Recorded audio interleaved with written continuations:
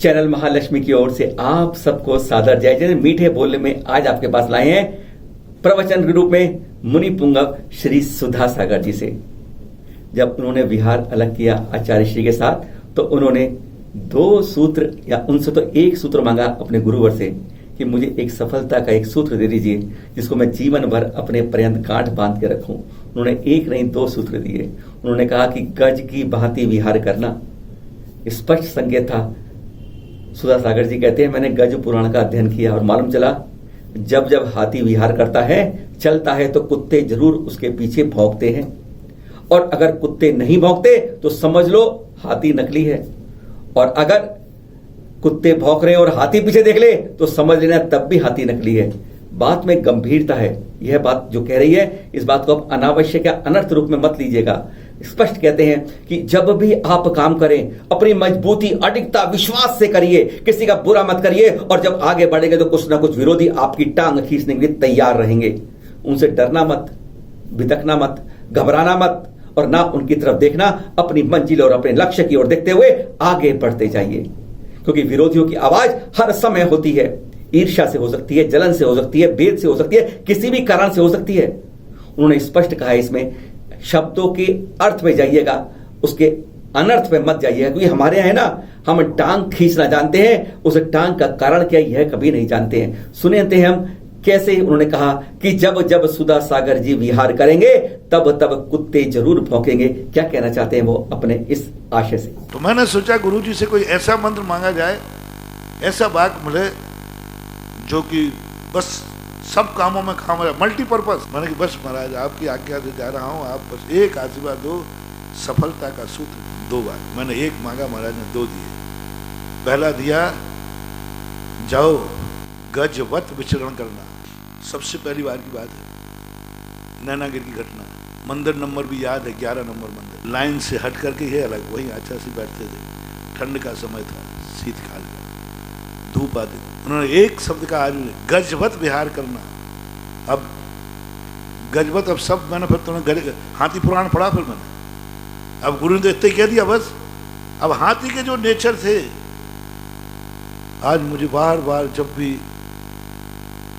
भी कहीं से कोई कुत्ता भौंकता है तो मेरे मन जैसे विकल्प आता है, तुरंत गुरु ने क्या मंत्र दिया था, जैसे मेरा मन आता है कि इसका प्रतिकार करूं, ये भौंका क्यों, इसने मेरे कार्य का विरोध क्यों, मैं भी इसको निपटा के जानता हूं।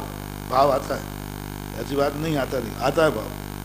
लेकिन तुरंत गुरु ने क्या कहा था, गजवत स्नान कर विहार करना, गजवत अपना चर्या करना। मैंने कि हाथी का अर्थ है, हाथी कभी हाथी निकले और कुत्ता नहीं भौंके, हाथी नकली है। मैंने कि आचार्य जी ने मुझे ही क्यों कहा गजवत? तो मैं अब सब जानता हूँ, आचार्य जी जानते हैं तू जो भी करेगा, जहां भी विहार करेगा, कुत्ते जरूर भौंकेंगे। ये मेरे गुरु जानते थे। शेरवत भी तो कह सकते थे, क्या बात है, कह सकते थे सिंह के समान विहार करो।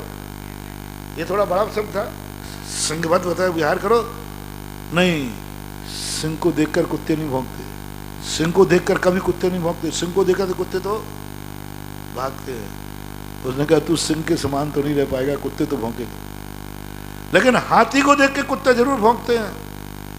नियम है, क्या हाथी पुराण में लिखा है, हाथी निकलेगा कुत्ता भौंकेगा ही भौंकेगा, नियम है।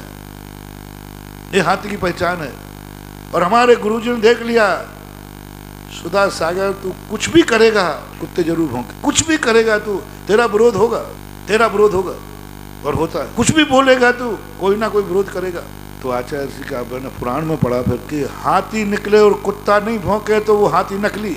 यदि सुधा सागर ने कोई कार्य किया और बुरा ने वो कार्य में कोई व्यक्ति विरोध ना करे तो सुधा सागर का कार्य मानना ही मत, बिल्कुल मत मानना कि सुधा सागर का आशीर्वाद है या सुधा सागर ने किया होगा।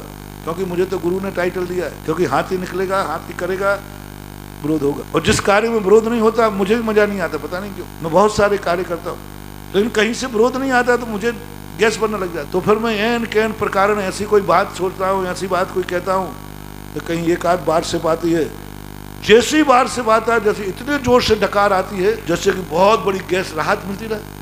जब गैस बन जाए ना तो राहत मिलती है। या तो नीचे से निकल जाए, ऊपर से निकल, प्राय मेरी गैस नीचे ही से निकलती है, ऊपर से कम निकलती है। अपान वायु अच्छी मानी जाती है, ऊर्ध्व वायु, उत्तान वायु ठीक नहीं मानी जाती। तो मुझे उत्तान वायु कम आती है, प्राय नीचे ही से निकल जाए, क्योंकि गंदी वायु को नीचे ही से निकाला जाता है, अच्छे मुंह से क्यों निकल जाता है। और दूसरा, हाथी निकले और कुत्ते नहीं भौंके तो नकली है, और हाथी पीछे मुड़ के देखे तो हाथी नकली है। हाथी को अभी देखना, कितने कुत्ते भौंकते हैं, वो बिल्कुल गर्दन भी नहीं हिलाता, मस्ती से चलता है, मस्ती से चलता है। तो आचार्य श्री ने मुझे सफलता का सूत्र दे दिया, हाथी गजवत विहार करो, विचरण करो।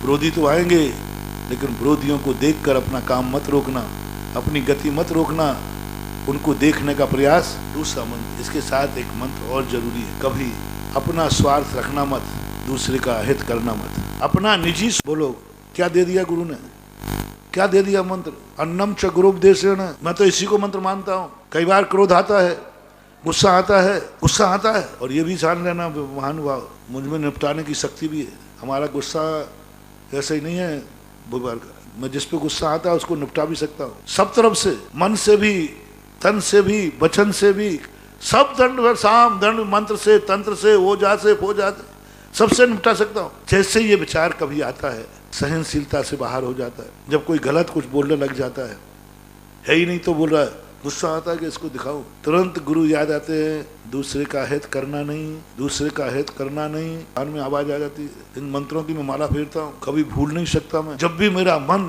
किसी के प्रति थोड़ा द्वेष की तरफ जाता है, दूसरे के प्रति क्रोध भाव आता है, तुरंत गुरु कहते हैं किसी का हित करना नहीं। कई बार संसारी हूँ, छदमस्त हूँ, स्वार्थ भाव भी जागता है, कभी ख्याति पूजा लाभ का भी भाव आता है। मैं इतना कायर भी नहीं हूँ कि मैं अपने अच्छे किए हुए कार्यों की प्रशंसा ना सुन सकूं। मैं गलत प्रशंसा नहीं लेकर इतना कायर भी नहीं हूँ कि अपने अच्छे किए हुए कार्यों की प्रशंसा ना सुन सकूं। कई बार ऐसा भाव आता है कि इससे ख्याति ले लूं, तुरंत गुरु ने आवाज आती है, अपना निजी स्वार्थ। आप बोलो इन दो वाक्यों में क्या छुपा है। मैं तो कहता हूँ सारी जिंदगी का सार है जिनवाणी, किसी का हित करना नहीं, अपना स्वार्थ रखना नहीं, बस, और जाओ गजवत विहार करो। आज ये दोनों बातें ही मेरी जिंदगी का सफलता का सूत्र है। सुना आपने सुधासागर महाराज जी से, स्पष्ट कहा उन्होंने कि जब जब हाथी चलता है ना, उसके पीछे कुत्ते जरूर भौंकते हैं।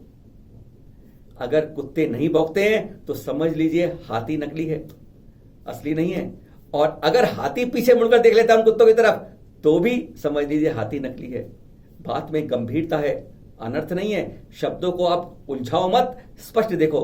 अपने विश्वास से, अडिगता से, सौम्यता से अपने लक्ष्य को बांध के रखिए, लक्ष्य की ओर बढ़िए, सही बात करिए, गलत मत करिए, किसी का कि हृदय को मत दुखाइएगा, मिथ्या मत बोलिएगा, पीड़ा मत दीजिएगा। और अपने अगर आपने इधर और देखा, रुक गए, थम गए, डर गए, तो आप लक्ष्य तक नहीं पहुंच पाएंगे। विकास कीजिए अपने साथ, अपनी बातों के साथ मंजिल तक पहुंचेंगे अगर हम इस बात पे अडिग रहेंगे। फिर मिलेंगे आपसे एक नए एपिसोड में, आपके साथ सादर जय जिनेंद्र।